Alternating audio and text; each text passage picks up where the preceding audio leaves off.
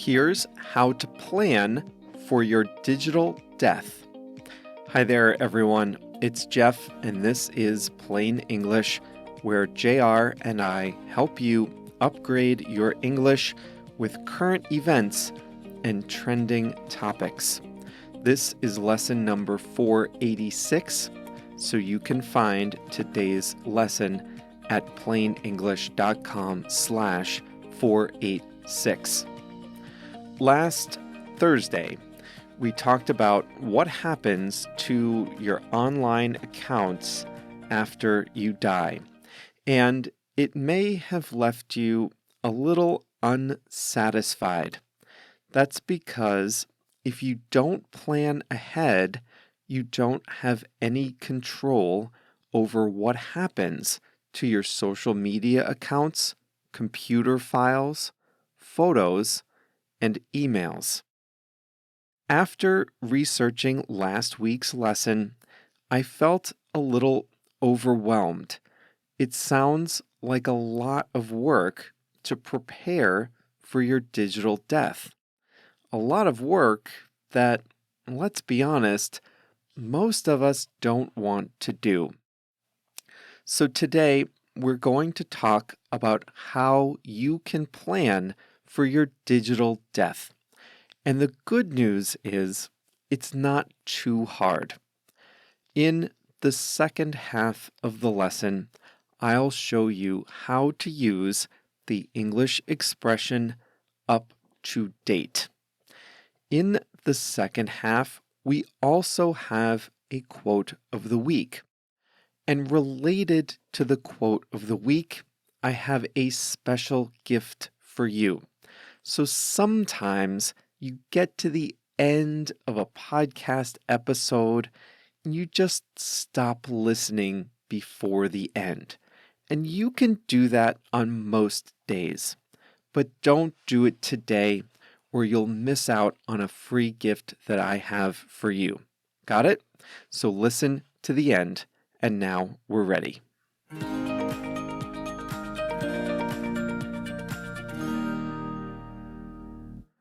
Let's start by talking about access. If you died today, would anyone be able to get into your most important accounts? You might remember that in lesson 326, I recommended that you use a password manager. These programs generate and store passwords, but they can also serve as a digital vault of important information. And most commercial password managers allow you to appoint an emergency contact. The settings vary, but by setting an emergency contact in your password manager, you guarantee that your emergency contact has access to your most important accounts. This covers access to your computer, your phone, and online services. To put your mind at ease, the password managers have implemented several security settings to prevent someone from accessing the account in a non-emergency. So the first step to planning your digital death is to use a password manager and appoint an emergency contact. But there's more than just access. How would you like your social media profiles to look? Facebook lets you choose a legacy contact. Your legacy contact is someone who can administer your account after you die. And by that, I mean the legacy contact can change your profile from an active profile to a memorialized profile if that's what you want. That person can then monitor the posts on your account, change your profile photo, and handle incoming messages. Or your legacy contact can delete your profile altogether. I just appointed a legacy contact. It took exactly 1 minute. For most people, Facebook will be enough. You don't need to manage a lot of accounts. Just choose the one account that has the most important people in it.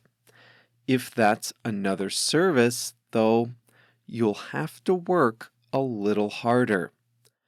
Other social media accounts like Instagram, Snapchat, and Twitter don't let you appoint a legacy contact. The best way to manage these accounts is to leave specific instructions to another person. More on that later. Next up is email. If you don't use email for meaningful correspondence with friends and family, you might not need to worry too much about it. But if you have messages to and from other people that you'd like to be preserved, or if you'd like to send a message to your contacts, then you should plan ahead. Google lets you appoint up to 10 people who can access your account upon your death. But Google is the exception. Most services don't let you appoint a legacy contact, but you can leave access instructions in your password manager. The bigger issue, however, is that only you know where the good emails are. For example, I have tens of thousands of saved emails, maybe over 100,000 by now, and some would be of value to others. My correspondence with family and friends over the years might be of comfort to the people who survive me. But if they're not organized, they'll be lost, even if someone gets access to my accounts.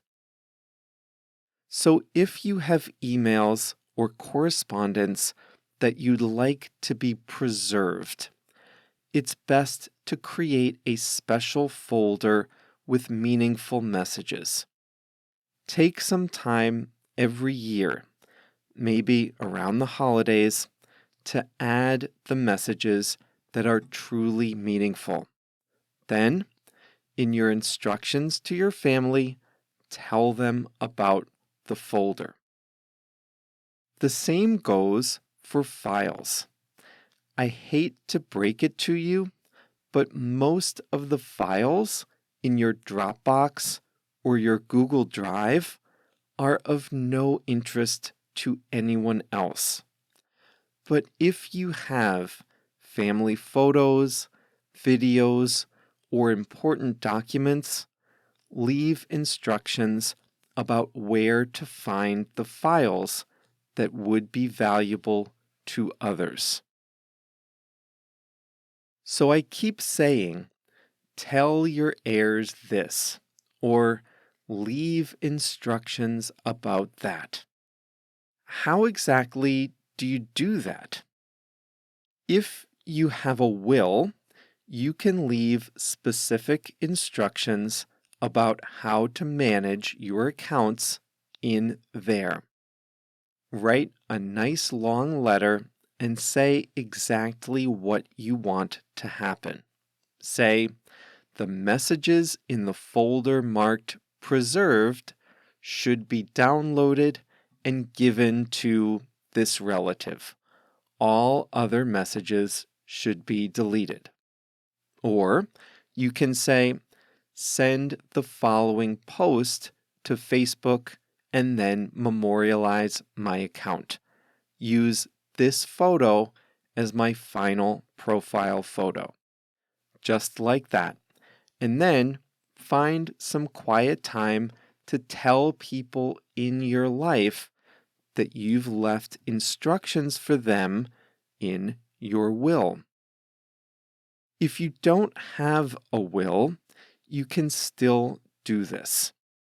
I would recommend putting this letter in a box or a binder in a place that's easy to find. Tell one or two relatives where to find the information in your house. Now, some of you might have a more complicated digital life. You might have a blog, you might have an online business, you might have a lot of data on a genealogy site, maybe you have cryptocurrency, what have you. The more complicated your digital life, the more detailed your instructions should be. But it doesn't have to be too much. Just think about what's important, not what's important to you because you'll be dead. Think about what others might want to have. What would give them comfort? What photos would they like to have? What would you want your blog readers to know? It's probably not a whole lot in the end. But if you invest a little bit of time every year to keep this information up to date, then you can have the digital legacy you desire.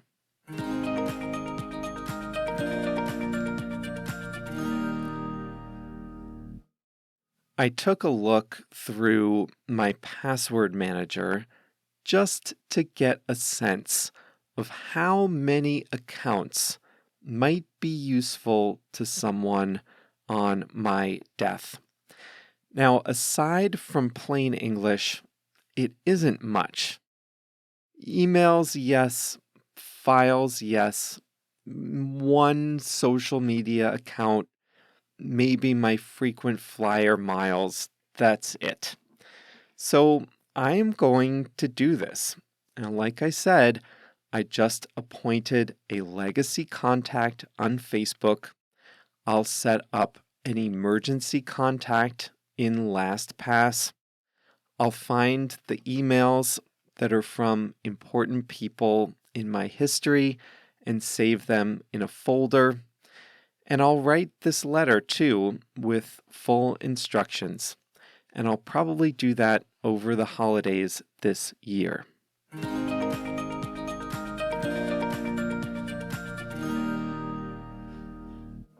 Today's English expression is up to date. There are two ways to use it.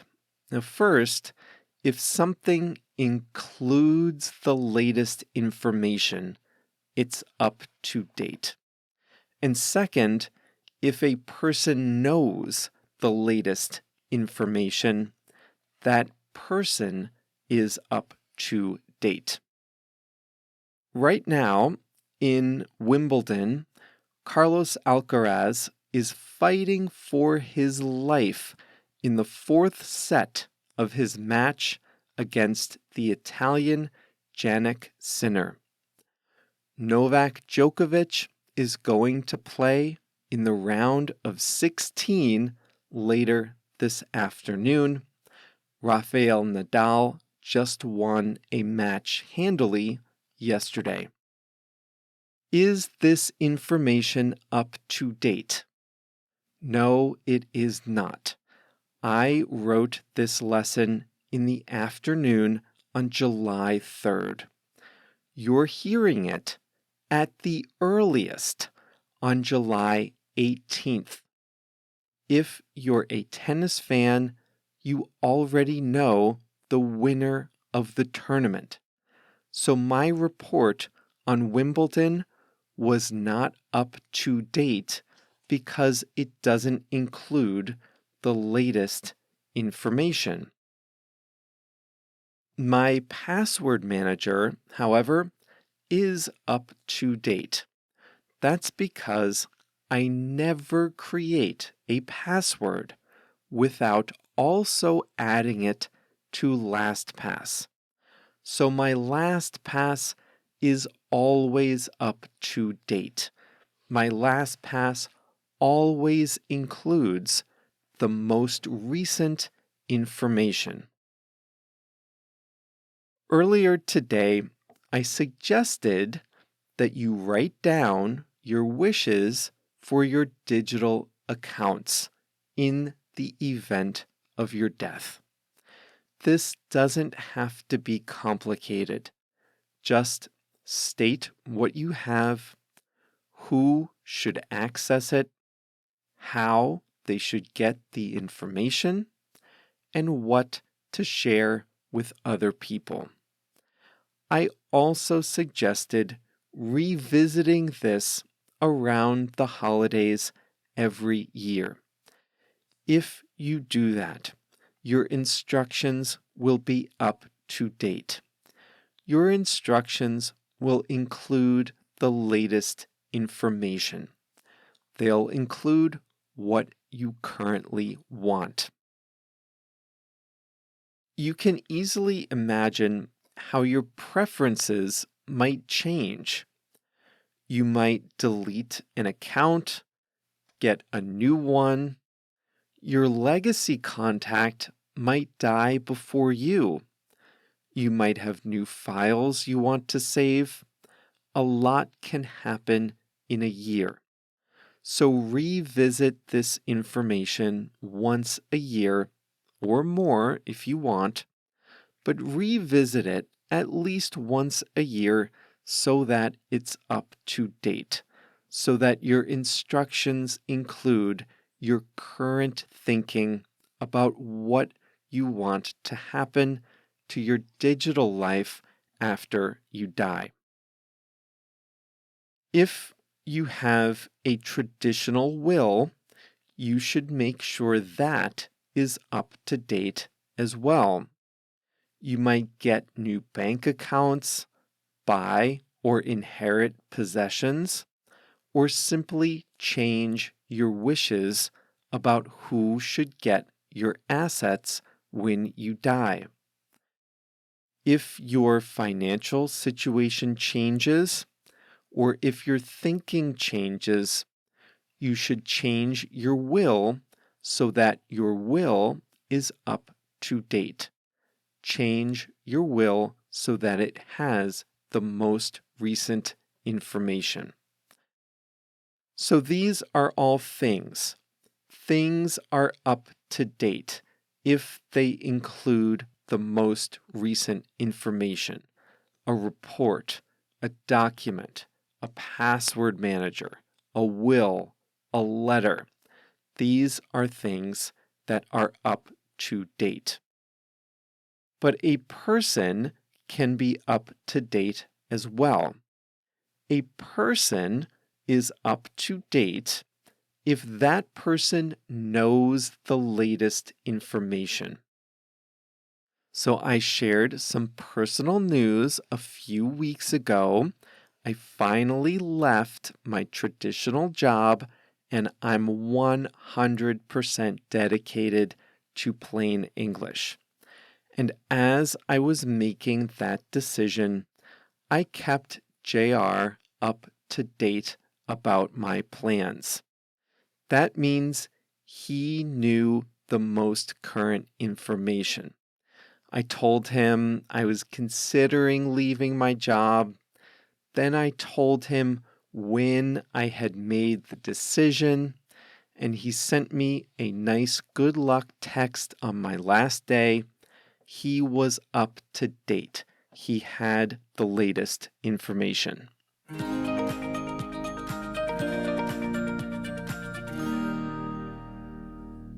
For today's quote, we're going way back in time, but it's a timeless quote. It's from Socrates, and it's famous. Here it is. Tell me, and I forget. Show me, and I remember. Let me do, and I understand. Now, for anyone learning something new, those are true words. If you sit in the back of the room and just listen, you probably forget what you're learning. If you watch it happen live, you have a much better chance of remembering. But if you get to do something yourself, then you'll really remember it and understand it. And that, I think, is an important point to remember as you think about making progress in English. Listening is good. You need to listen. Reading is good too. That helps you improve. But to really get better, you need to be using what you learn. Now, I told you that I had a special bonus for you, and that is this. I just put together a special training video for plain English listeners, and it's all about the differences between being an active learner and a passive learner. And in the video, I give you lots of ideas for how to be an active learner in English, and a lot of those ideas are free. Now, to get that video, it's really simple. You're going to want to go to plainenglish.com/active. Active, ACTIVE, plainenglish.com/active, and that's where you'll get access to this free 30-minute training video. You're going to learn so much. I had so much fun putting this video together, and I learned a lot just by making it. So plainenglish.com/active, and that will help you move to that third part of the Socrates quote, let me do and I understand. So you can do that by visiting plainenglish.com/active, ACTIVE.